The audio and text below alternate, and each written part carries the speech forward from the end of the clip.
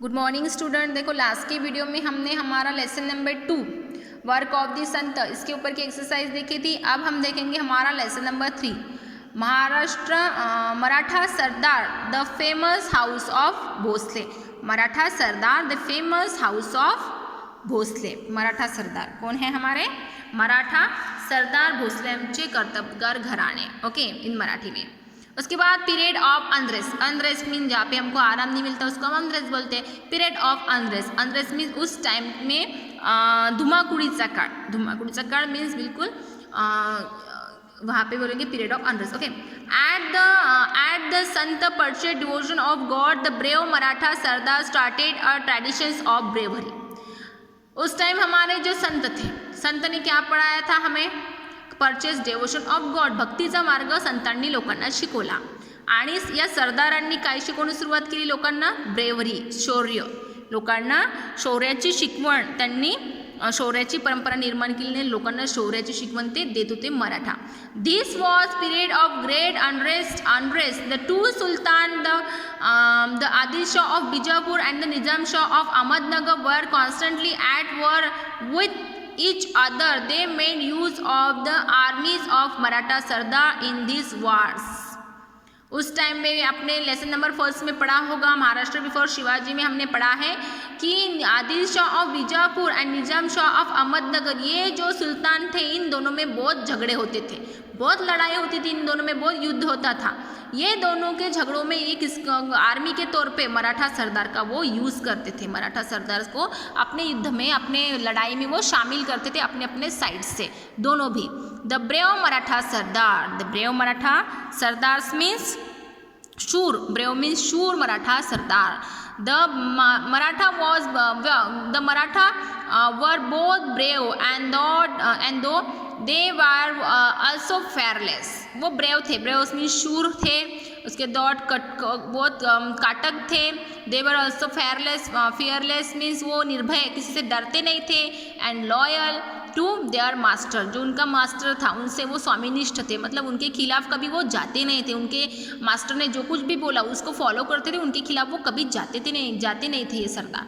They were very proud of their achievement of the battlefield. They brave Maratha soldiers with spear in hand and sword at the side would ride in his Sardar's cavalry. Okay cavalry जो सरदार्स थे इनके side में ये क्या हमेशा बहुत बड़े अचीवमेंट, बहुत पराक्रम, वो पराक्रम करते थे। मतलब किसी के साथ युद्ध किया तो उनको बहुत पराक्रमी थी, नहीं किसी के साथ युद्ध करते थे और उनको जो पराक्रम करने में उनको बहुत बड़ा लगता था, उनको बहुत प्राउड फील होता था जब वो कुछ पराक्रम करते थे। उसके बाद इनके हाथ में हमेशा भाला, स्पीयर्स मीन्स भाला एंड स्वॉर्ड्स मीन्स तलवार, इनके हाथ में हमेशा भाला और उनके साइड में, उनके कमर में हमेशा तलवार ही हमेशा रहती थी। और वो हमेशा घोड़े पे स्वार, सरदार स्क्लॅवरिस, घोड़े पे हमेशा वो स्वार रहते थे। मतलब उनके घोड्यावर मांडा घालून सरदाराच्या फौजात ते दाखल होते थे, सरदार की आर्मीज में वो हमेशा घोड़े पे सवार होकर तैयार रहते थे। All the Maratha sardar had their own private armies. All the Maratha sardar had their own private armies. If such a sardar went to the sultan with his, देखो Sultan with his army, the Sultan gave him employment, made him a Sardar to his kingdom, and sometimes conferred a Jahagir upon the Sardars who received such a Jahagir considered himself a Raja। देखो उस time क्या होता था, जो सरदार थे उनकी खुद की जस्ट आर्मी थी। ओके वो क्या करते थे, वो उनकी आर्मी में थे, वो कोई भी मराठा अगर वो सुल्तान के पास गए तो सुल्तान उनको अपने काम में लगाते थे। खुद के काम के लिए वो सुल्तानी मराठे का यूज़ करते थे। मराठा सरदार का ये सुल्तान क्या करते थे, उनका यूज़ करते थे। उनको अपनी सेवा के लिए चाकरी, मतलब हम जो मराठी में बोलते हैं त्यांना आपला चाकरीच ठेवत होते और उनको क्या देते, वो सरदार की देते थे। उनको कभी कभी वो जहागीर देते थे और जिनको जहागीर मिली है, जिन सरदार को जहागीर मिली है वो खुद को क्या समझते थे, sardar who receive such jagir consider consider himself Raja.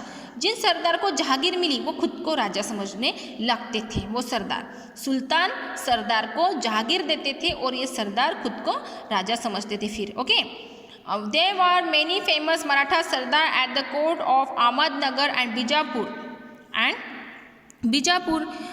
Okay, Bijapur में और अहमदनगर, बीजापुर व अहमदनगर यहाँ के सुल्तान में बहुत मराठे सरदार थे। इन सुल्तानों के पास क्या थे?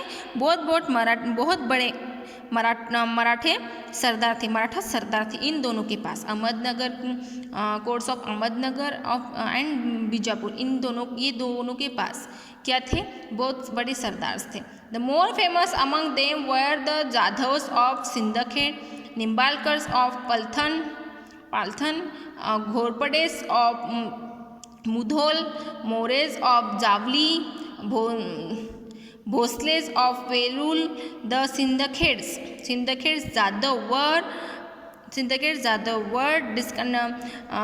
descendant of the Yadavs of Devgiri. Jijabai, the mother of Shivaji Maharaj, was the daughter of Lakhuji Rao Jadhav of सिंदखेड़।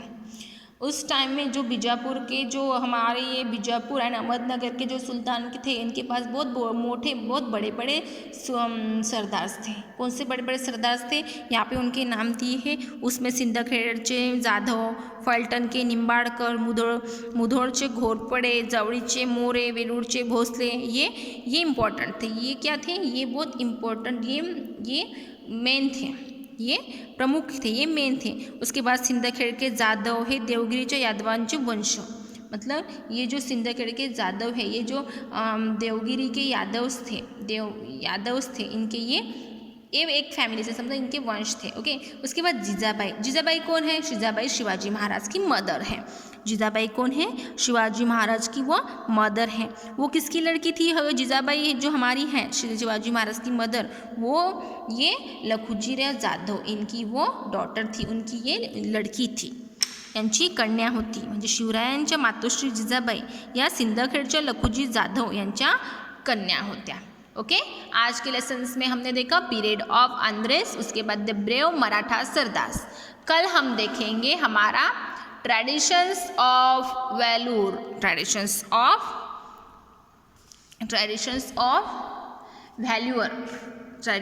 Of valuers. Okay, ये हम देखेंगे ट्रेडिशंस ऑफ वैल्यूअर। उसके बाद द टेम्पल ऑफ उसके घुणेश्वर, टेम्पल्स ऑफ घुणेश्वर्स, ये हम देखेंगे। यहाँ पे आपको शहाजी राजे की आपको यहाँ पे पिक्चर दी है। ओके, ये आपको इतना रीड करके कल रखना है। ओके, ये रीड करेंगे तभी आपको समझ में आएगा। और जो मैंने आज पढ़ाया है, ये जो पढ़ाया है पीरियड ऑफ अंग्रेज, द ब्रेव मराठा सरदार्स, ये आपको रीड करके रखना है। ओके।